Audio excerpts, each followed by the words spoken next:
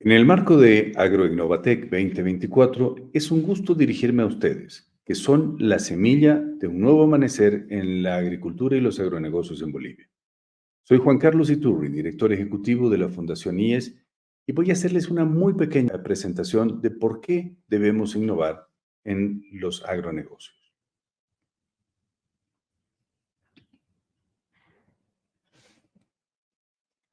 Lo primero es definir y diferenciar entre la invención, que es el acto de crear algo nuevo, algo que no existía, y la innovación, donde tenemos la mejora de los productos o servicios o de los procesos o las metodologías existentes, buscando siempre una aplicación práctica y las necesidades de mercado. Si ustedes no están solucionando un problema concreto y si no hay nadie que está dispuesto a pagar por lo que ustedes han creado, no han innovado absolutamente nada, aunque les parezca que lo suyo es genial. Eh, en esta búsqueda de la innovación, tenemos que ser perseverantes. No se encuentra la solución a la primera y hay que probar y muchas veces es un proceso, es un camino de prueba y error hasta encontrar la solución más adecuada para el problema que estamos enfrentando. Incluso cuando encuentren una solución, sigan pensando, porque eso puede permitir mejoras sobre la mejora. Y además, tenemos que tener claro que aunque normalmente la innovación involucra el uso de la tecnología, no es necesario que así sea.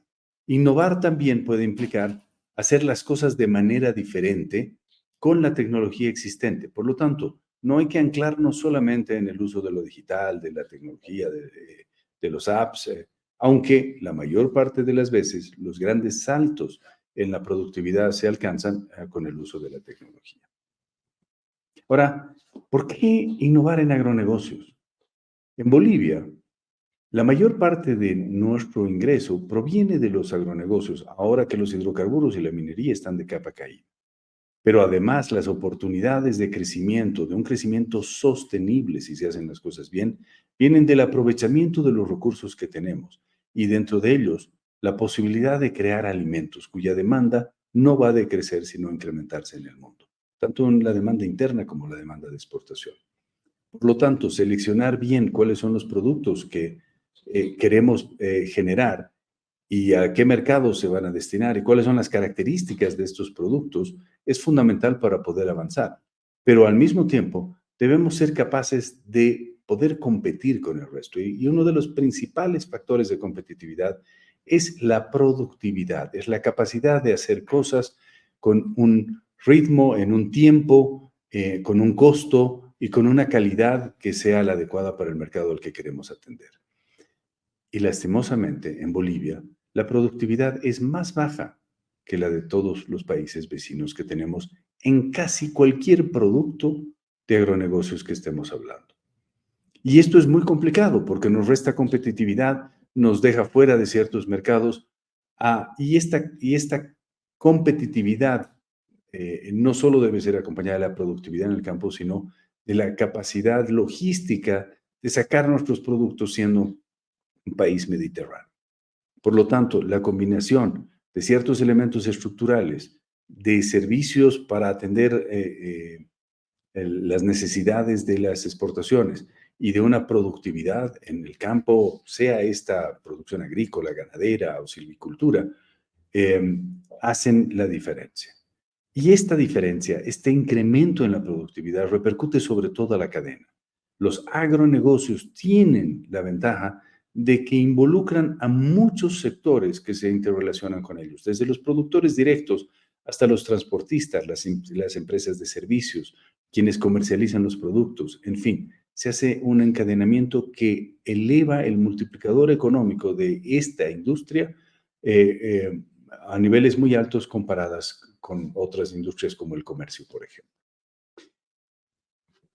¿Cómo se puede innovar? Se puede innovar de muchas maneras.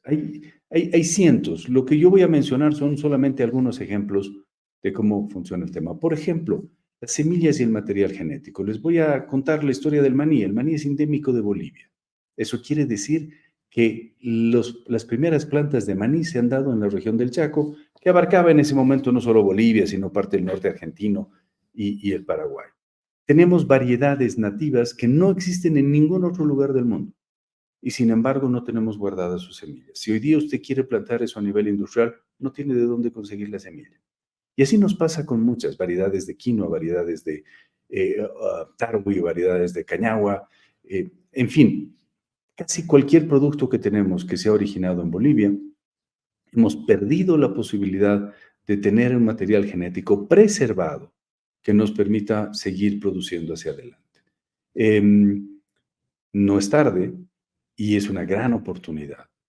Trabajar con semillas que sean resistentes al estrés hídrico, semillas que sean resistentes a cierto tipo de plagas, semillas que puedan incrementar la productividad, semillas que puedan dar 2 cosechas en vez de una sola al año. Son grandes posibilidades donde se puede trabajar en este tema. Pero sobre todo, tener semillas disponibles para cuando haya que sembrar el producto, sin tener que depender de importación de las mismas, puede ser fundamental hacerlo. Las técnicas de cultivo. Todos los cultivos tienen una densidad del mismo cultivo sobre una hectárea. Estas densidades pueden variar y les doy un ejemplo para la productividad. El palmito cultivado, el mayor exportador del mundo, es Ecuador. Bolivia está entre los 5 más importantes que hay en el mundo. Sin embargo, una hectárea de palmito en Ecuador tiene 12,000 plantines, mientras que una hectárea de palmito en Bolivia tiene 4,000 plantines. Por supuesto, adivinen quién tiene más productividad por hectárea. La posibilidad de obtener 2 cosechas con quinoa, en vez de obtener una sola cosecha, o cuánto se pone una planta, si las plantas se ponen en doble hilera o en una sola, cuál es el ancho de las calles por donde va a pasar la maquinaria. Les doy un ejemplo.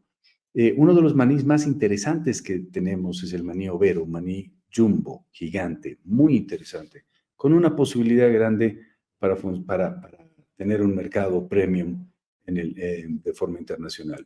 Sin embargo, este cultivo, el maní, es un cultivo rastrero.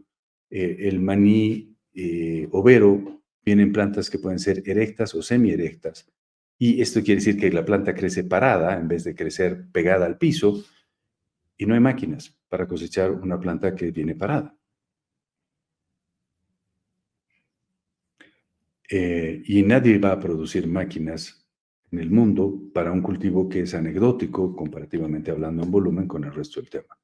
Entonces, hay capacidades que se pueden trabajar, hay formas que se pueden pensar. ¿Cuáles son los fertilizantes que vamos a utilizar que protejan el medio ambiente, pero al mismo tiempo nos permitan nutrir a nuestros cultivos? ¿Qué técnicas de fertilización y de irrigación vamos a utilizar para nuestros cultivos? Les doy una idea.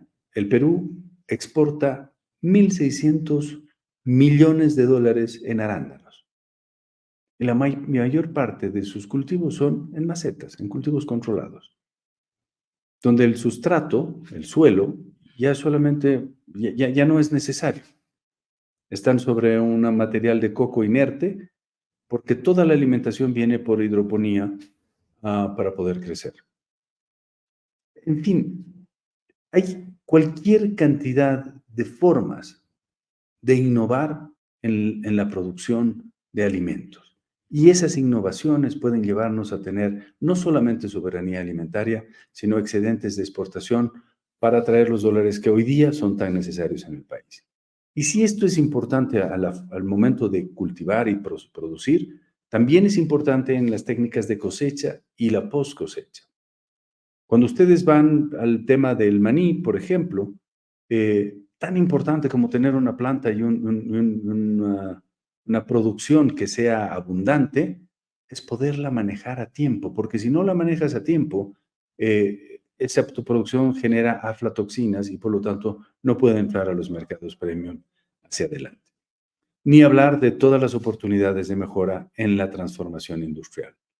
Desde lectores ópticos, formas de manejo, formas de secado, formas de embolsado. Hay un sinfín de oportunidades de poner incrementos que, aunque parezcan muy chiquititos, un 1%, un 2% de mejora cambian la ecuación al final de la línea. Si uno quiere hablar de ganadería y no de agricultura, pues es exactamente lo mismo. la genética para la reproducción. Uno de los campos donde Bolivia ha destacado es en la capacidad, por lo menos en ganadería bovina, de tener reproductores de primer nivel y poder trabajar con material genético de primer nivel que incluso se está exportando. Pero todos los procesos de crianza, engorde, faenado, qué tipo de alimentación van a recibir, cómo esa alimentación trabaja en el factor de conversión de proteína vegetal en proteína animal, es decir, cuánto alimento le das a los animales y cuánto engordan los animales en el tema. Cómo se trabaja con la sanidad y prevención de enfermedades y contagios. Una granja de pollos donde hay un contagio te mata a toda tu producción en el tema. ¿Cómo se hace el manejo de desechos? Y aquí quiero darles una idea interesante. En hatos ganaderos, sobre todo en aquellos destinados a la lechería, uno de los problemas más grandes que se tenían es que donde se ordeñan las vacas defecan. Y eso genera una contaminación que produce una enfermedad en las ubres de las vacas que se llama mastitis y que es una infección y que por lo tanto anula toda la producción lechera.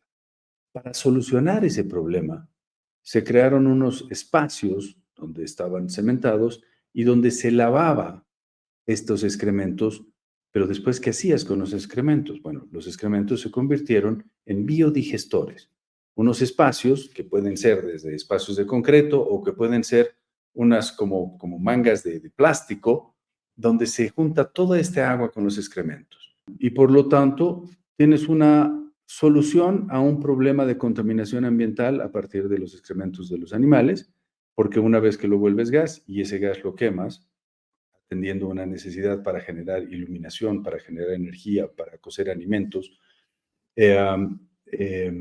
produces este dióxido de carbono que es menos contaminante para el medio ambiente. Pero al mismo tiempo que estás produciendo ese gas, estás produciendo un biol. El líquido que queda de lo que no es gas es un fertilizante natural que puede ser utilizado de manera interesante. Cuando hicimos este trabajo con Napurita en Yapacaní, lo que logramos fue mejorar la productividad de la leche, disminuir las emisiones de gas que afectan al efecto invernadero, generar energía a partir del gas que podíamos quemar ahí y con el biol que obteníamos generábamos más alfalfa que ayudaba a tener un mejor alimento balanceado para las heces. Eso es economía circular. Y eso se puede hacer trabajando para resolver un problema, en este caso la mastitis, nos ha ayudado a atender a varios temas de una manera ganar-ganar en todo ese proceso. Entonces, piensen ustedes en las innumerables posibilidades de mejoras que se pueden hacer.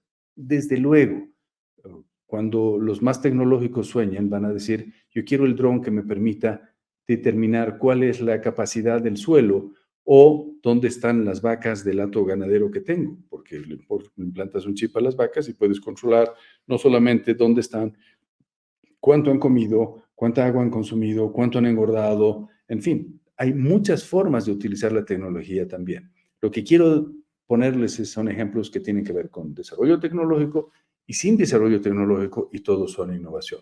Y cuando hablamos, por último, del tema del manejo de los bosques, uno de los más grandes desafíos que tenemos es mantener nuestra Amazonía, mantener nuestras reservas naturales. Somos un país biodiverso que no puede, en el afán de desarrollarse, acabar con nuestra biodiversidad.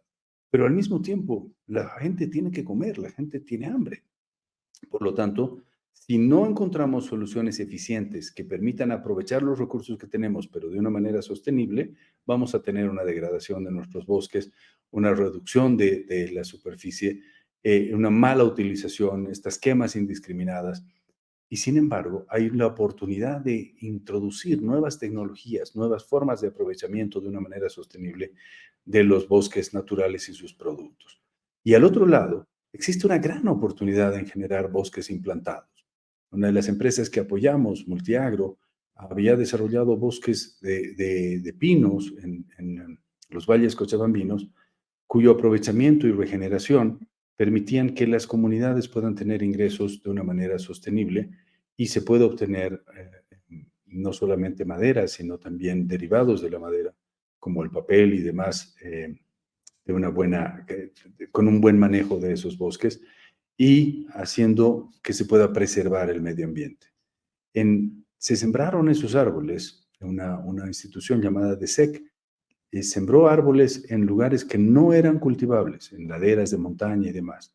No solamente tuvo el efecto de retener la humedad, sino que empezó a generar un nuevo ecosistema de animales que encontraban refugio y a partir de los cuales empezaban a desarrollarse nuevos negocios, como por ejemplo hongos comestibles que crecían al pie de los árboles de pino que se estaban sembrando. Entonces, todos estos ejemplos buscan darles una idea de que hay una infinita posibilidad de innovar en temas de agronegocios. Y ustedes, si utilizan el intelecto, el conocimiento que han adquirido y el conocimiento que pueden encontrar en las granjas, en los terrenos de labranza o en los bosques, y quieren usar la tecnología o usar nuevas formas de hacer las cosas, ustedes son la semilla que nos pueden dar soluciones a un problema concreto. Los invito a participar, los invito a crear la nueva Bolivia a partir de la innovación en agronegocios. Muchas gracias.